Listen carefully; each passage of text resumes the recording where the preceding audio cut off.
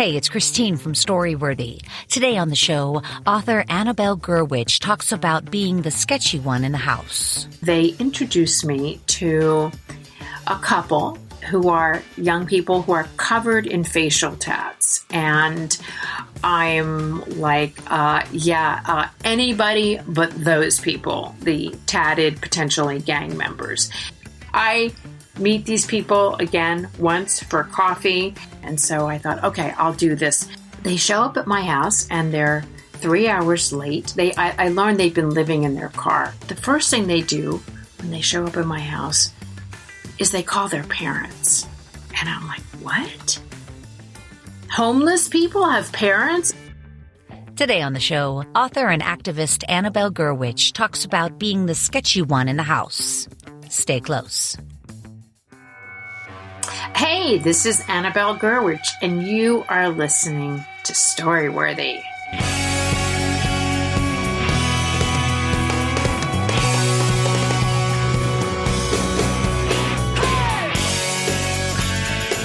Welcome to Storyworthy. My name is Christine Blackburn, and I'm coming to you from Los Angeles, California. Whether you're a longtime fan of the show or a new listener, welcome to Storyworthy.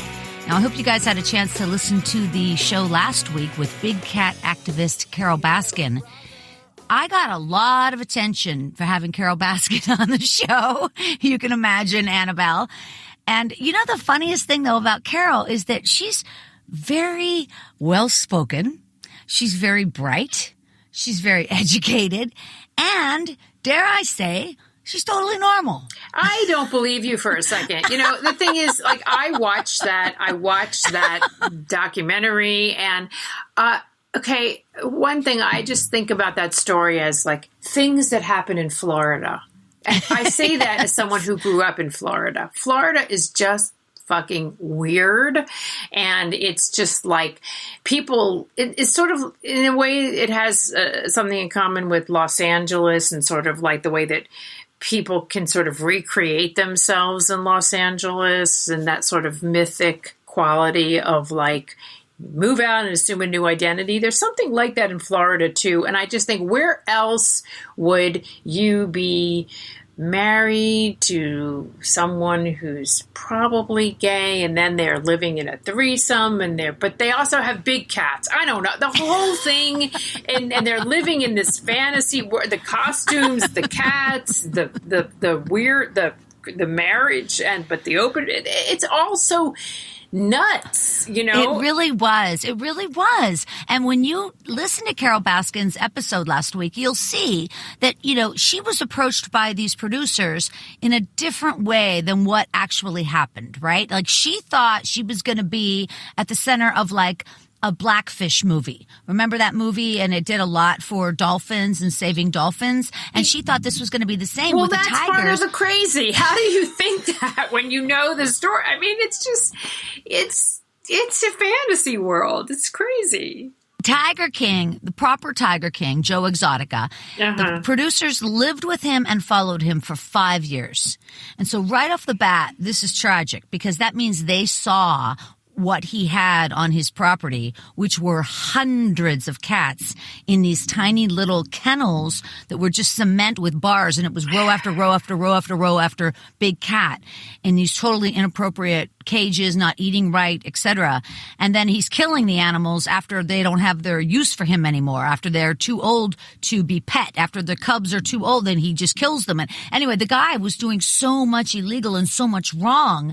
And then the producers, they never called him on it. They just kept rolling. And then he brings in Carol Baskin and they just present her to be a completely crazy lady. And her story is crazy, but I'm just saying, she's doing a lot of good work. Am I getting, you know what? Oh my God. I have gotten confused between two crazy stories, the Carol Baskin story and the cat dance documentary. I'm thinking of cat dance because all these people are nuts. Oh, right. Yeah. I'm totally confused, but they all involve crazy cat people who live in Florida. So why wouldn't I get it confused? Because it all is smushed into one. Wait, have you seen Cat Dance? Have you seen Cat Dance? No, now I really want to. You have to see Cat Dance now. Oh, I my can't God. wait. That's insane. Is that on Netflix or what's that on? I don't know. Stop everything and just go find it because okay, I will. These things are just there. So yes, and I know it's the whole thing. It's a crazy world. But Carol Baskin's actually doing some good work over at Big Cat Rescue. You can check out her website, bigcatrescue.org. It's actually a tremendously good site. It's a really well done site. And Carol is just a freaking machine, man. Annabelle, she has 200 people working on her social media. How do you know that? Okay, Christine, maybe that's all in her head. We don't know that. What are 200? That's of course what she said. What are 200 people possibly doing? I mean, think about it. I want you to just stop for a second and there's a thing called, unreliable narrator. And she told you who has 200 people? What? I mean, she has a huge, she's got the big company now. It's a massive property, a massive organization. Here's something you would laugh at, Annabelle. I asked her if she lived at the rescue. Did she live at Big Cat Rescue? And she said, I did, but we had to turn my house into the gift shop. Oh, me too. The funny thing is, Christine, I just had to turn my house into a gift shop too. So I'm now living in a shed in the back of my house because I'm also in a fantasy world. No, I'm sure she is doing it, and there is a gift shop. But I don't know, when you hear who has 200 people? I don't think Arianna Huffington has 5 personal assistants and an empire. I don't think she has 200d people working on her social she also media. wasn't on Tiger King, so I'm just saying. Well, yeah. I just, you know what? I just don't know anything anymore. I mean, in a world where there's Tiger King, Cat Dance, I don't know what is happening anymore. River Dance. It just, who knows?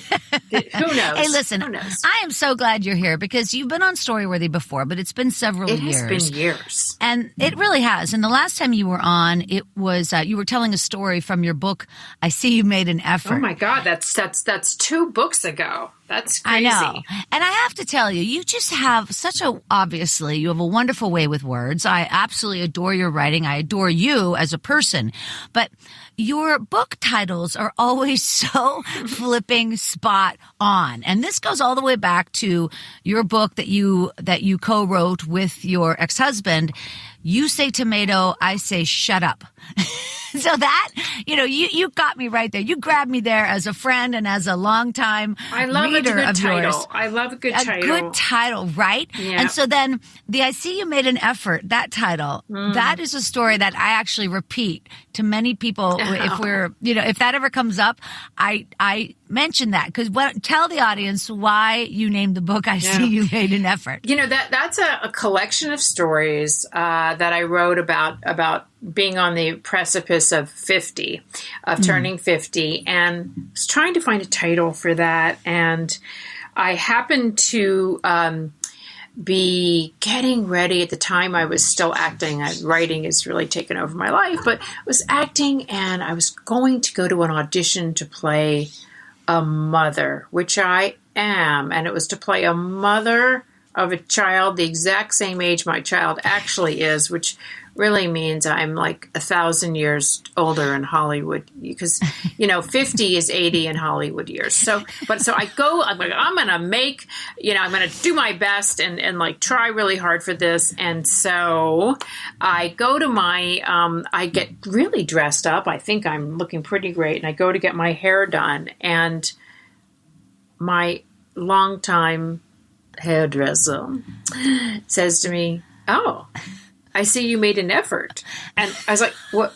Oh, wait, is that the best I can expect now that I'm this age? Not you look great. Hey, hot mama, whatever. Nothing like that. Just effort. That's what it's come to. I see you made backhanded. an effort. It was. I know he's British and he does have a very dry sense of humor, but it was so funny, and that I just thought it just captured so well the indignity of aging, of, well, that's the best you can do. And it also just captured something which I've always said too, is I'm not interested in aging gracefully. I'm just aging with a vengeance. I'm just not going away. And that's it, sort of captured that thing too, of a sort of indignant quality that I feel I've carry with me on a daily basis, of just not leaving. Sorry, old lady here. And, so the funniest part about Christine is that when I went for that audition, I did not get the role of mother in this commercial, but I did get cast. It was one of these DirecTV commercials, so they time traveled. It was like a huge production, and instead of getting asked to play a mom, I was cast as a crone in the Middle Ages. and what is a crone? That's a crone like an old lady. Is an old lady. And of course, a crone in the Middle Ages would have meant like you were 30, And the best part of that was I get to the set and I'm just sure they've got me dressed up in these gunny sack, lumpy. I look like a lumping potato. I've got this babushka on my head. And I'm sure also that they're going to say, oh, we're going to need an hour in hair and makeup to, age up. They take one look at me and they're like, you look great. I'm like, what? I naturally look like a crone in the Middle Ages. No makeup needed here. It was, it's just like one indignity piled upon the next, Absolutely. Now, another book that you wrote about your family also had a clever title. Oh, clever. Wherever you are, there you are. Wait, how's it going? It's so clever that it can't be said out loud.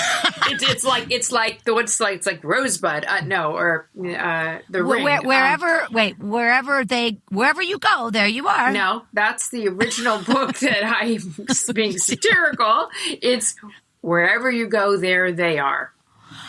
Right. And that's so can't funny get away about from your family. Your family is your family is your family. And that book was also terrific. Talked a lot about your mom, a lot about your dad.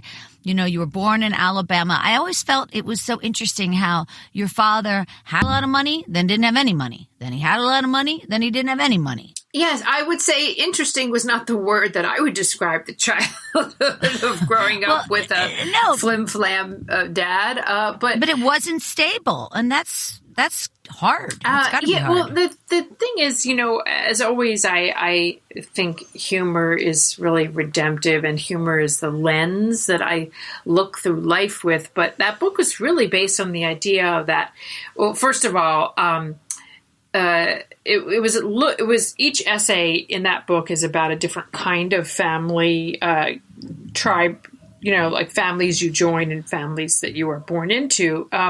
Right. But it was also based on the idea that, I don't know people who have perfect childhood. I'm sure they're out there, perfect lives. And by telling the stories of this crazy, chaotic life we had from, my dad driving around in a silver cloud Rolls Royce to losing our home and having to move in with our family because we had nothing. And, I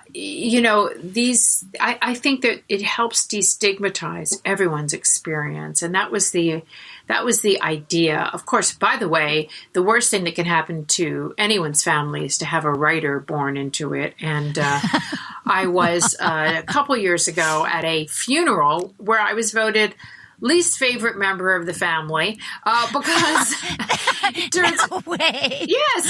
turns out someone was very unhappy about what I wrote about my cousin's dad, and you'll never make everyone happy when you were writing about your family.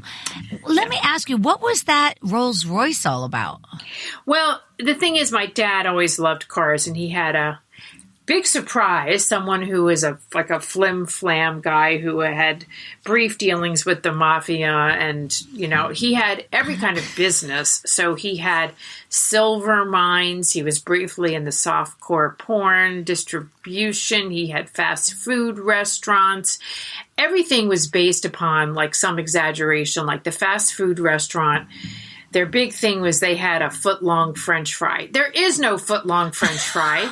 It does not exist. But he also, like, big surprise, had a used car lot. And dealership. Yeah, sure. The Rolls Royce came from the used car business. And, it was so beautiful. But at some point we really, because of all kinds of, terrible business dealings that he had, which he just could never hold on to money. And we ended up like having no money. So we were living on fast food, as you do. And so we would go to the Kentucky Fried Chicken and eat our right out of the bucket, of course, because you can't have Kentucky Fried Chicken and not eat it immediately before it congeals into a fat casing of just, right.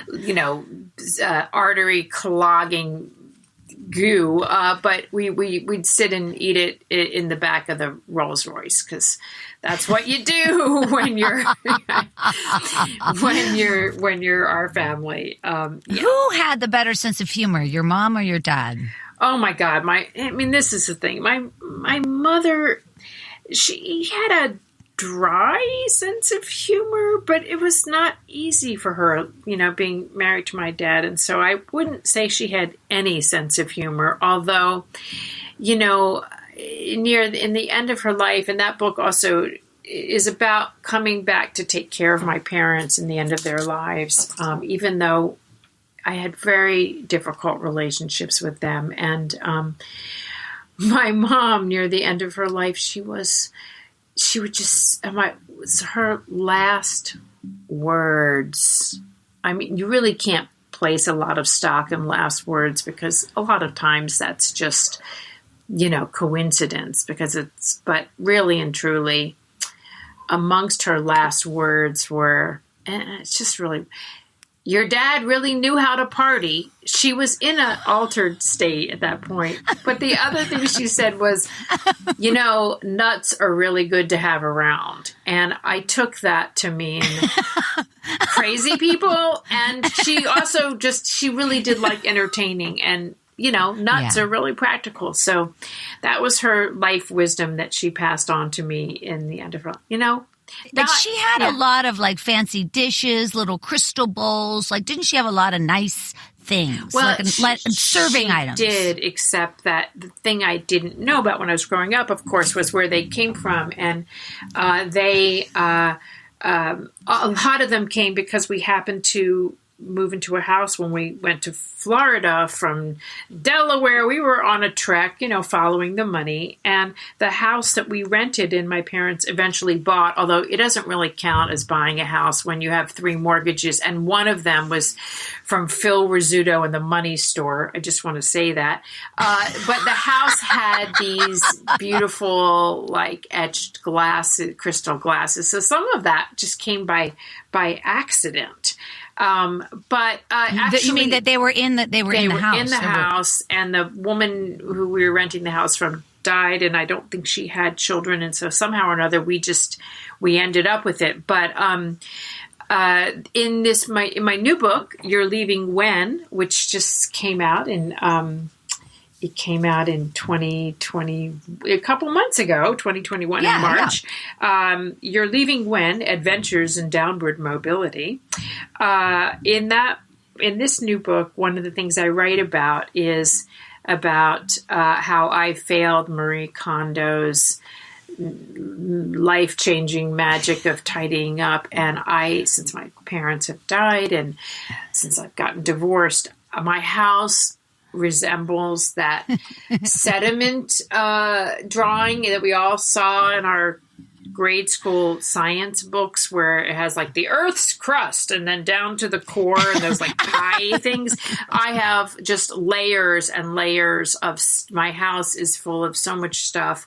My parents' stuff, their parents' stuff that I inherited because I have the house and my sister has an apartment now. And so I've got all that stuff, the stuff my kid left when they went to college, and then like my reusable water bottles that were turned to bongs during Ezra's weed smoking days. I mean, it's just like layers and layers. So it might be like crystal champagne glasses, which I have like 30 of. Who needs crystal champagne? Who needs 30 champagne glasses? You are ready to throw a party at any second. You really well, are. That's the thing is, in my childhood, we had this set of crystal like nobody it was like Great Gatsby in the pantry, but we weren't those people. So it's just, and my house now reflects that. It's the Smithsonian's going to come in someday and just like... That's funny. That's funny. Now, you bring forth the topic today. Who's the sketchy one in the house? And I know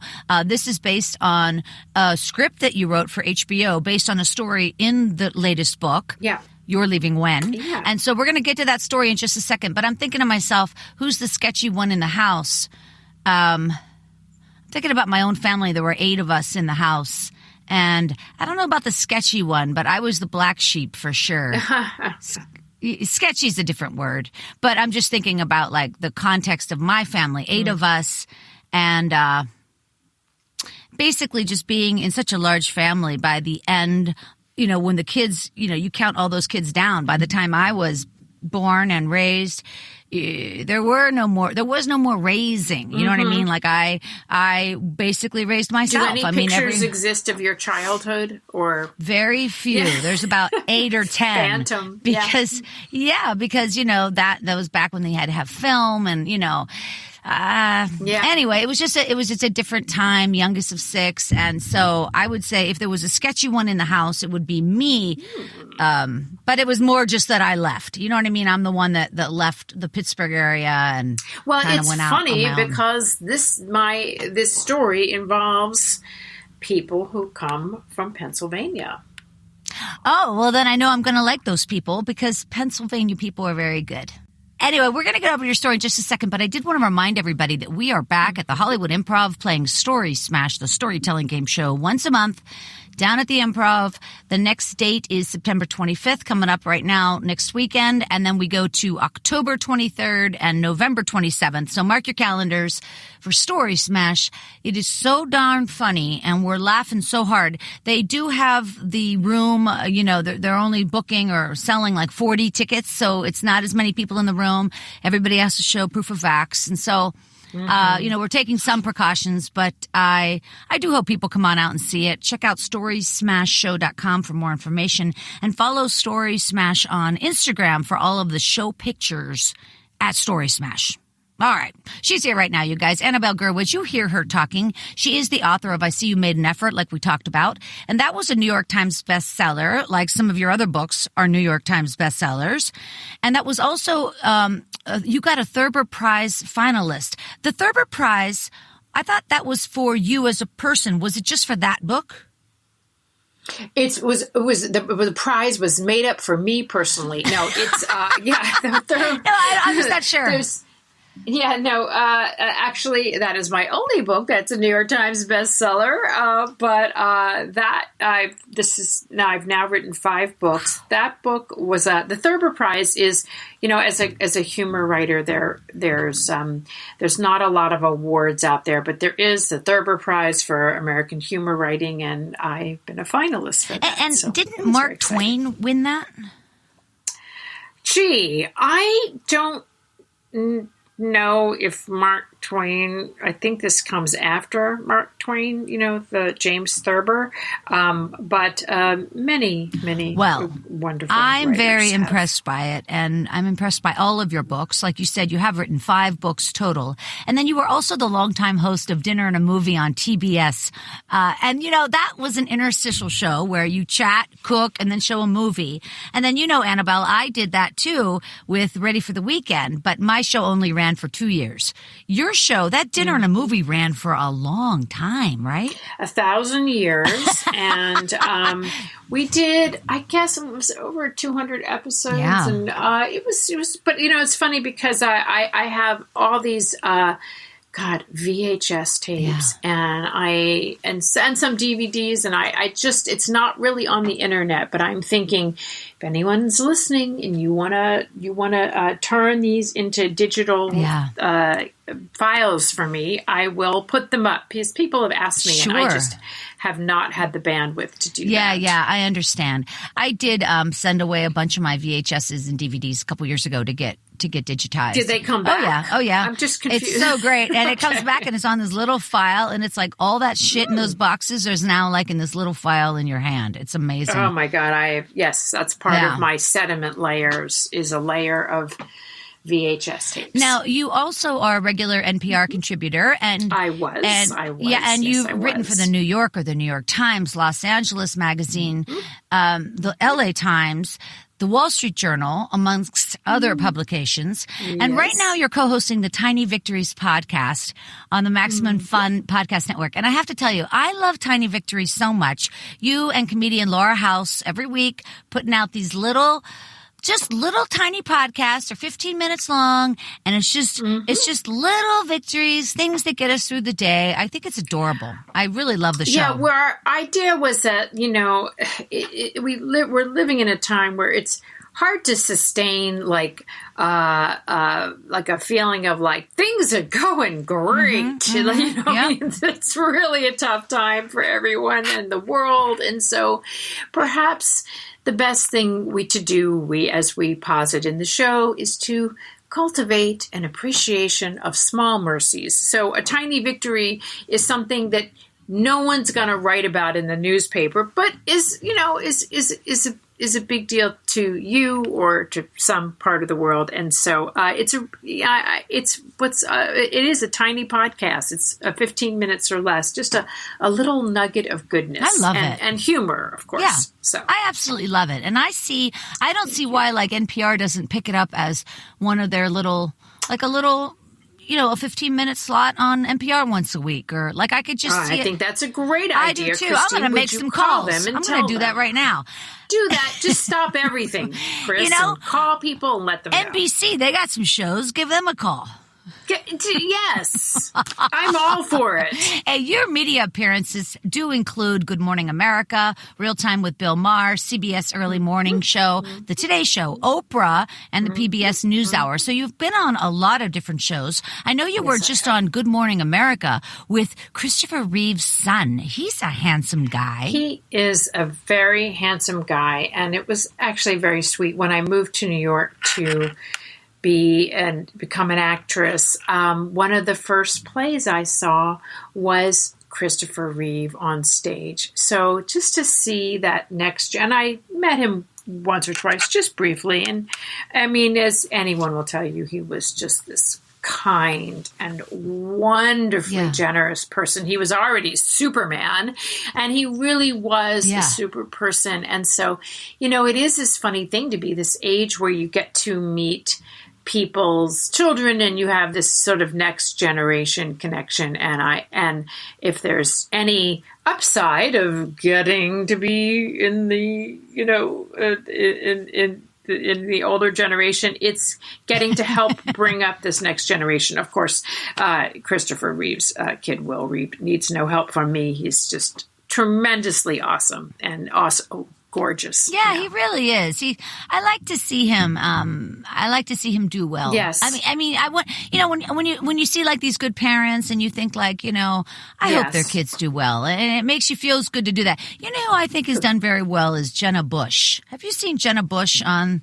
Is it whatever show she's on, the Today Show or whichever one that is? On GMA. In fact, You're Leaving When, it was a GMA must-read book. Yeah. I like her. Yeah, Don't you like her? You're going to put me on the spot here, and of course I like her. What's not to like about Yes, I mean...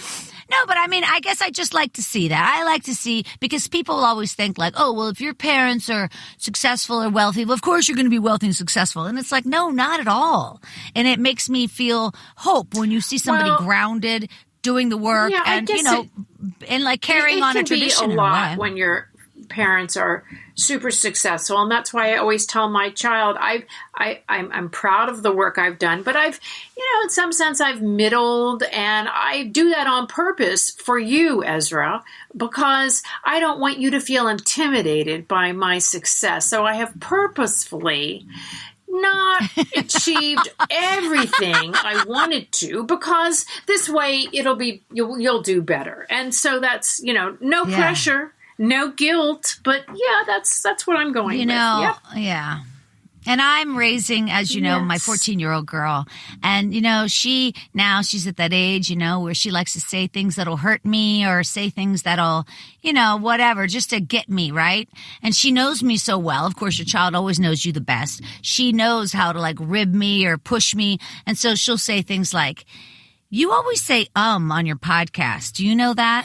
Or something like that. She'll say things that get really personal Ezra with me. Is so critical of me. God damn, right? I mean, they're living with me right now. They are graduated from Bard, and they're actually stories that involve my being the parent and also adjusting to being the parent of a non-binary person, which my child is, which I'm very supportive of, but definitely there was an adjustment period, and I write about that journey, but because they are a Gen Z person, and we are sharing a home right now, when I walk out of the bedroom to go out in the day, I don't even get, I see you made an effort. What I got is, Mom, no.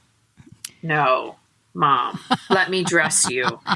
You would think I was walking around wearing like a trash bag, which actually would be preferable because they really like blobby, baggy clothes. But this is actually what the story I'm going to talk about today is about, which is home sharing. I'm so excited. Yes. That's right. All right. So you guys can find more about Annabelle over at her website, AnnabelleGurwitch.com, and also on Twitter at LA Gurwitch. And, I'm excited to hear your story about who's the sketchy one in the house. So wherever you are, guys, put your hands together for the very talented Annabelle Gurwitch. So this story takes place where I find myself in a position where basically I'm thinking, how am I going to afford to stay in my house when I had just gotten divorced? And as many people know, divorce really makes you, amongst other things, financially unstable. And the plan that I came up with, because real estate prices in Los Angeles are insane. I realized, oh my God, if I sell my house, I might make some money, but where am I going to live? Not in Los Angeles. I'm going to end up like in a dusty motel up the 5 freeway in the middle of California next to a cement plant. So I come up with a plan, which is to rent out the bedroom in my house, an extra bedroom in my house now that my kid has gone off to college. And of course, in my mind, I'm thinking, okay, oh my God, I am going to turn into this blousy 1950s landlady. I'm like serving oatmeal for breakfast to the itinerant workers who are going to come and stay in my home. I have this image of myself in the 1950s, basically, with a cigarette hanging out of my mouth. And of course, I find out this is not at all what's happening out there, but a lot of women, and it is mostly women, renting out rooms in their house. And I have a couple of tenants, people that come to me through people I know, and outside of one French tenant who turned my house into a weed dispensary, which, by the way, all of California is a weed dispensary now. From any open window, the wafting scent of weed fills your lungs, and you get a contact high, which is why people are smiling in yoga pants in Los Angeles all day, because they're all stoned from just like a contact high. But after 1 or 2 experiences. It's going okay, and I have someone who is supposed to move in, but they cancel at the last minute. I mean, the week before they're supposed to move in, and I'm like, shit, what am I going to do? And I happened to hear on NPR about some kind of program that matches you with young people and that you get a stipend for having them come and stay in your house. It's called the Host Home Program. And I'm thinking they mean like foreign exchange students. So I call up and I say, I'm interested because there's money involved, and they invite me to come to this mixer at the organization's headquarters. So I show up at this place in Venice, and there's like a drum circle, and there's this outdoor catering, and there's all these sort of rainbow flaggy people. Everybody is, well, it's very California. We're like mixing elixirs to help you sleep out of mashing things we're picking in the garden. And I know I'm supposed to be like mingling and possibly meeting people I'll invite to stay in my house, and I can't tell who are the people I'm supposed to invite, who's the staff there. I'm talking to some young person. They seem nice. I invite them to come live with me. It turns out they're the head of the organization. I have no idea who these people are. And I tell them, yeah, I'm possibly interested. And they introduce me to a couple who are young people who are covered in facial tats. And I'm like, anybody but those people, the tatted, potentially gang members. And as it turns out, I then find out that you actually get double the amount of money if you take in 2 people. So I sign up for it. Now, I meet these people again once for coffee. And basically, I'm thinking, well, okay, they might murder me in my sleep because they're covered in tattoos. They're strangers from an area in Pennsylvania I've never heard of. And I invite them into my house, and even though I'm convinced they're going to murder me because, again, there's money involved. And they show up at my house, and they're 3 hours late. I learned they'd been living in their car. And that's kind of what did it for me. Why I ended up inviting them in. It was not just the money, although I wouldn't have done it if it hadn't been the money involved. But I thought about this young woman, because it was a young woman and a young man, and I thought about what that must be like, being in the car, like if you have your period. And I thought, well, if things go really wrong for me, at least I'm in menopause, and I won't have my period when I'm living in my car. That's a plus, but I really felt terrible when I would picture her in this situation. And so I thought, okay, I'll do this. But just to be safe, I found this, I have this house full of just bursting with old stuff. And I found this rusty old hatchet in my garage. I put that under the pillow in my bedroom, and I staged there just in case they try to break in some sort of Charles Manson-y way to my bedroom and murder me in my sleep. I'll have this rusty hatchet. I hide my valuables. I invite them in. They move in, and they're 3 hours late, and I'm sure that's why they're homeless, because they're irresponsible. Of course, I find out, a month later, as we start to get to know each other, that that morning, their phone broke. They had to go to the storage unit where they were storing their stuff. They had done a DoorDash run. I mean, they were so trying to keep their lives together. And of course, it's really hard to get anywhere on time when you're living in your car. But of course, I didn't know that at that time. But the first thing they do when they show up in my house is they call their parents. And I'm like, what? Homeless people have parents? I mean, what I hadn't really realized was how much I had otherized people who were experiencing homelessness. I had this idea in my mind about who they were, basically, because they had also gotten these face tats. I mean, they were trying to become rappers. That's what I knew about them. And it just seemed like a terrible choice to have face tats. I mean, what kind of job can you get if you got face tats? And then the idea that they would call their parents, like they had parents. And over the next month, as they lived with me, I slowly started to see who they were. And of course, it was all so challenging to my ideas of who people are and my expectations and what I think I know about people. I was really in this terrible state in my life. My marriage had fallen apart. My kid was off of college. They were in the process of becoming sober, which they're 5 years sober now, I'm happy to say. But I was just in this devastated moment. My parents had just died. So every night I would stand over the sink, shoving a rice cake into my mouth, and they were making salads and cooking, and I'd see her in my living room darning clothes. She liked to sew. I'm like, who are these people? They joined a church.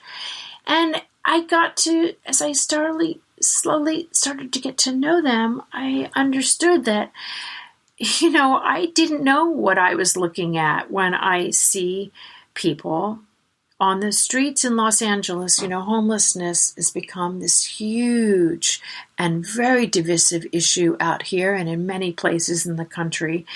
And honestly, I would see people on the streets and I would think, well, why don't they go back home? It's their fault for trying to move here. And what are they thinking? They must be irresponsible. And the story emerged that I started to understand that these were young people who, first of all, grew up what we would call the children of the working poor. Their families who love them in Pennsylvania, in a town that's been really decimated by fracking, where employment has just disappeared. And there really was nowhere to go back to. And they were just reenacting what generations of Americans had done, including my family, moving to the cities, including myself, moving to a place to find employment. And in fact, this whole thing about having these face tats was actually something they had done in order to get work in the trap rap world that they wanted to be a part of. And in fact, it was working. They were getting attention for the way that they had, in some sense, accessorized themselves.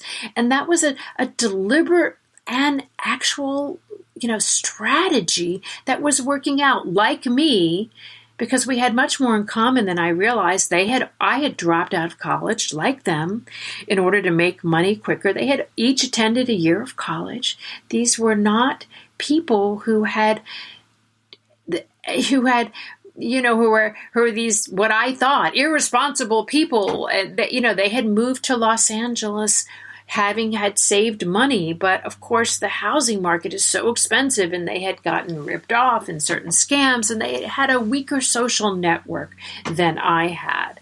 And we slowly started to get to know each other, and at some point, this really terrible thing happened, which is someone they knew who went by the name of Sketchy, a rapper, OD'd. And this was this moment, and they were just devastated.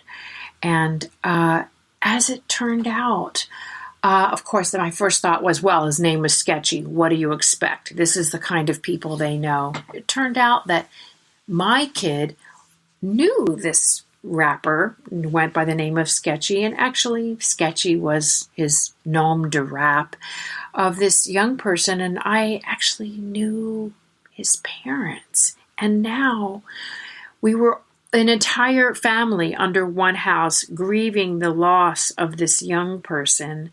And I did something that I had been too afraid to do up until that moment, which is I put their names into a Google search.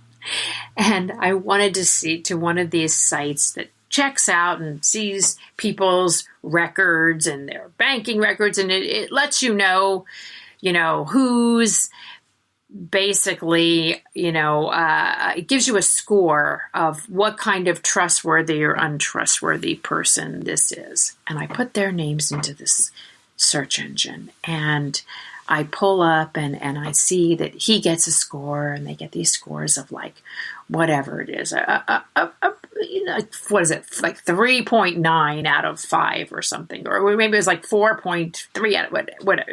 They're like, okay, they're like in the good range. I'm like, oh, okay, that's I guess that's good to know, but it could have been a better score. So just to get some perspective on how they rank in terms of trustworthiness in this, central database, I put my name in the search engine. And my score is lower than their score. The minute my name goes into the search engine, these like red flashing lights are appearing on my computer. No, and it's like, danger, alert, dangerous person has possible bankruptcies, owes money on their credit card. I mean, it's like possible, charges. I mean, it's like, oh my God, I'm the sketchy person in the house. For anyone looking us up, I am the one with you. I'm the sketchy person in the house. And something happened at that moment that just really broke my heart open. I mean, first of all, over this month, I had realized how much we had in common, how many otherizations I had just been making about who they were and how we were different and how I had made different choices than them, and we were nothing alike. And while we were mourning the death of this rapper Sketchy, Jesse, the young man who was living in my house, he took out a picture to show me. And he said something. We were standing in my kitchen, and he said, "In case you were wondering," and it was a picture of him and his parents. And in that picture, I saw these two smiling people who looked like every other parent in my PTSA, kids, my kids' school that I had ever, they were every parent that I had ever sold cupcakes with at a Jazz Band B concert. My kid was in Jazz Band B. And I realized, we were just so much more alike than I had ever considered. And what that meant to me was that all the people that I see on the street had so much more in common than I did. They were, in fact, people that I considered strangers, but they were just really neighbors that I just didn't know yet, and I'm happy to say that this program now, this host home program, is it's in 30 cities across America now. It has really high success rates of helping people to from falling into chronic homelessness. My house guests are both housed now. Kiana, who you can follow on Instagram at Kiana3, I believe. You can look up Kiana Nicole. She has a record deal. She's putting out music. She's living in a house. We get together. She and her new boyfriend were just over. We were doing a yoga class together and having dinner a couple weeks ago. Wow. And, I'm just part of the social network now that she's made in this town. And, and I'm so appreciative that she still wants to know me, because I turned out to be the sketchy person in the house. That's such a good story. Oh my gosh. I love this story so much. How long did they stay with you?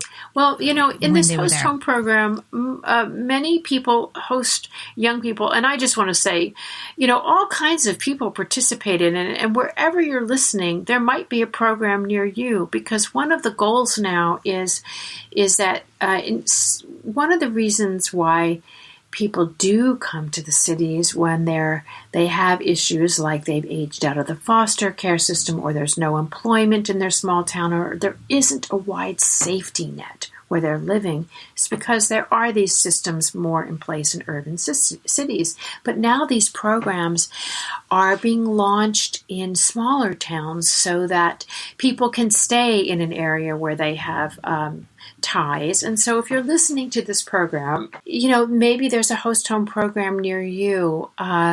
You can host people sometimes for just a weekend even, but between a month and maybe 6 months, depending upon what you're able to do as a host. Yeah. Did you really put a hatchet under your bed? Yes, I did. Why do you have a hatchet? Well, it came with the house. This is a thing when this was one of the artifacts that just adds to my artifacts in my garage. It was something I found in the house, and I'm like, I'll never use that. And then I was like, this is the tool that will save my life. The night they moved in, and actually the entire first week, I did not sleep. I kept the windows open, thinking if I needed to jump out and make a quick exit onto the roof of my house. Meanwhile, of course, they tell me later, many months later, I find out that they were also thought I was potentially going to murder them. And when you think about it, it's really understandable, because I really was not thinking about how they were so vulnerable going to a stranger's house. Now there's a vetting process, but still, they were like, do you think she's a sugar mama? Is she going to drug us and sex traffic us? I mean, this is actually a worry, vulnerable people have. So I wasn't even thinking about how vulnerable they were. I was thinking of myself as the vulnerable person. And so what's so exciting about this story is that you did get, now because I'm not sure how it works, and I don't know if my audience is going to know this either.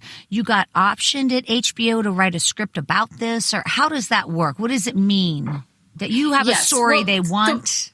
Well, the way that it works is that I thought this would be a good story, a good setup for a TV series, because it's basically a roommate story of, two families combining a household. It's like The Odd Couple in a way. It's like The Odd Couple. Exactly. It's like Friends, but they're not friends. We were matched together. How do you get to know people, and the kinds of relationships you carve in life, moments, passages you go through with basically strangers. So I thought it'd be a good series, and I was lucky enough to get HBO to sign on. And when you read the story in the book, I hope you can see the potential in the storytelling. So I'm writing a pilot script now, and then, I'll be sacrificing my firstborn. No, I will not do that. Now, would you call it a 1 hour dramedy, or is it a half hour? What is it? It's a half hour show. I'm a big fan. There's so much interesting TV right now, but I'm a really big fan of the show Dead to Me. I really love that show. Me too. And I hope that this show will have certain things in common with that, which is that it starts with, real human and drama of, people who are in really tough moments in their lives, but who come together. And there's also a hilarity. And I love the tone that Dead to Me takes with murder. 1 minute they're crying, and the next minute they're laughing, and they're just really the range of I think really the way life is. It's funny and terrible all at the same pilot would be something like, you just got divorced, Your child just went off to college. You're by yourself in a big house. You've got some space. So that's basically the pilot, really, what you just said. The pilot is how they come together, which is, it's a premise that how people find each other is the premise of a lot of pilots, like the show I loved, Catastrophe. Mm-hmm. That's a great pilot. I don't see that. I didn't see that. Oh, you can see this all the seasons. It was on HBO, and it's streaming now. Great. I think it's on Amazon Prime or something. And it's such a great show because these two very different people. He's kind of a luggish American, and she's British, and they have sex one night, and she gets pregnant, and they decide to make a life together, and it's hilarious. They're so different. Yeah, fun. And so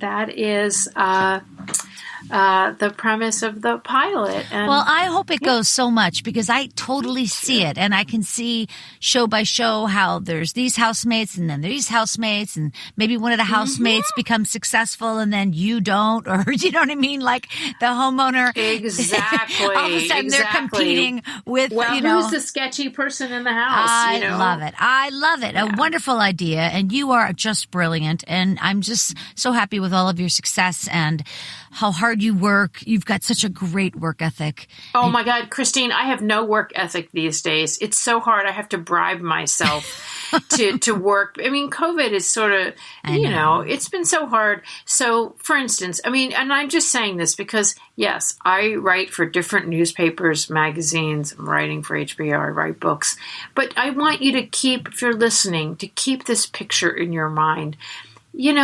There's an underbelly to everyone's life of how they get things done. Yesterday, in order to sit down and write, I ate a loaf of bread. I just feel it's important to acknowledge that it's a tough time and I needed a reward. And I was like, I went out and I bought this baguette and I was like, you know what it's going to take to get me to my office today and to sit and write? A baguette, an entire baguette. It's just really important to acknowledge, I believe, how fucking hard the toll it is. There's you. When the schools were shut down, I just thought, how is Christine doing it? I know. And I think we've all gone through. Everyone has gone through just such a crazy time. We're still going through a crazy time, and I think we have to all be really kind to ourselves. Yeah. And listen to the Tiny Victories podcast, because that's a nice little bright spot in the day, for sure. And stories. That's what I love about Storyworthy, because I think stories help keep us going and just also give us a moment to get lost in somebody else's life. Story and life. Yes. And what I like about my show is I just try to have a nice, clean, mature, honest conversation with somebody. Clean, mature, honest? Is that what we're doing? I hope not. What the fuck? Are you...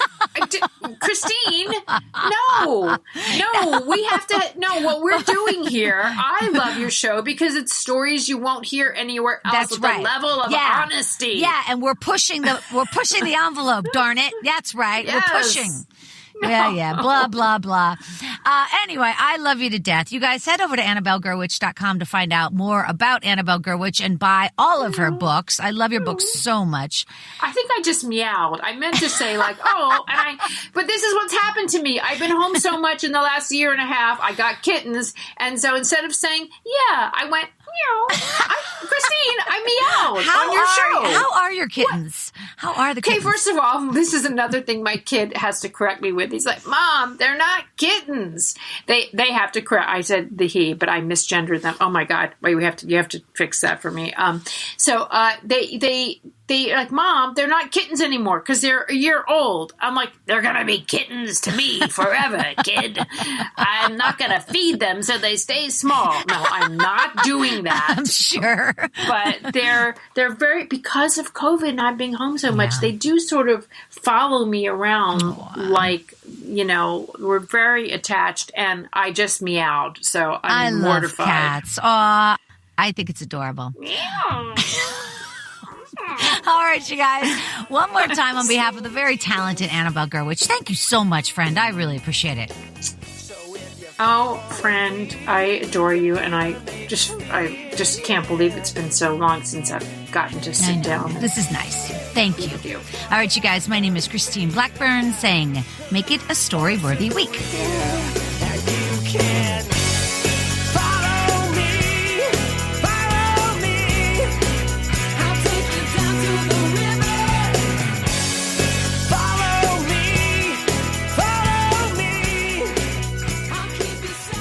Thanks for joining us on the Storyworthy Podcast.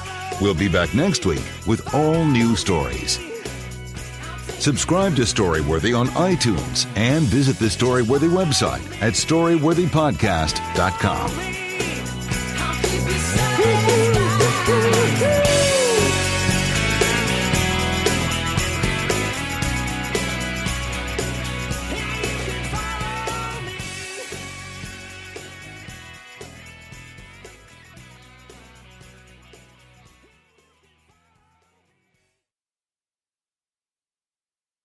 Caregivers, are you and the person you care for not satisfied with your current home care agency? Then you need to call Help at Home, as we offer the highest paid wages, weekly pay, overtime pay, benefits, and do not forget paid time off. Help at Home is actively recruiting caregivers who are caring for a loved one. We make changing agencies quick and easy. Call one of our care professionals now at 412-784-6711. That's 412-784-6711, or go to helpathomepA.com. Membership fees apply after free trial. Cancel anytime. Can I be real for a second? That goal you have to exercise and eat better, you really can do it. But nobody is going to do it for you. And nobody has to, because you can do it if you have the right tools and a community that cares about helping you get results. And that's us, Beachbody. It's as convenient as your TV or laptop, but you need to decide that you're worth it. Let us help you succeed. Here's how. Go to beachbody.com to claim your free membership and start feeling great.